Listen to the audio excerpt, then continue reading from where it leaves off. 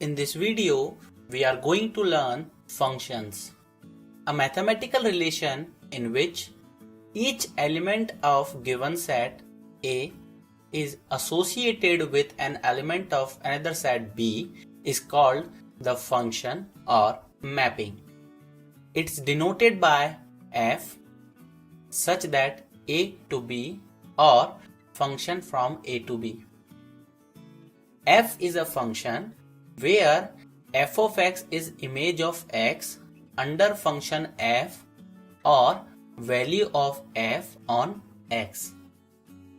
If f is any function from A to B, then it can be expressed by Venn diagram like this.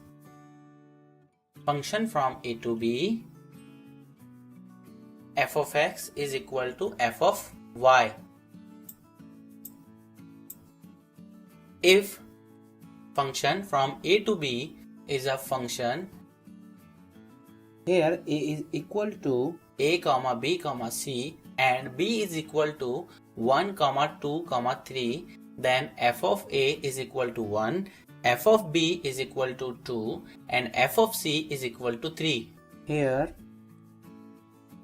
image of A is 1, image of B is 2 and image of C is 3.